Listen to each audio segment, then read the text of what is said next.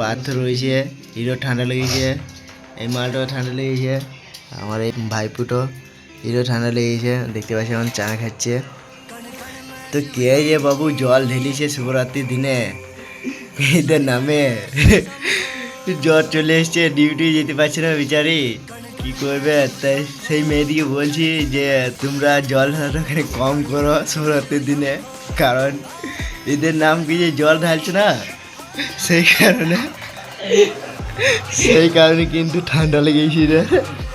মেয়েরা জল ঢালে খুশিতে শিবের মাথায় গদগদ করে, এইদিকে বিচারি ছেলেদের নাক দিকে ঝরঝর করে জল পড়ছে। তোমরা যেভাবে ঝড় তুফানে জলে বাদলে রোদে গরমে এসে শিবের মাথায় জল ঢালছো না, সেই কষ্টের ফলটা এদেরকে দিচ্ছে। তাই বলছি যে কাউরের নাম করে শিবের মাথায় জল ঢালো না।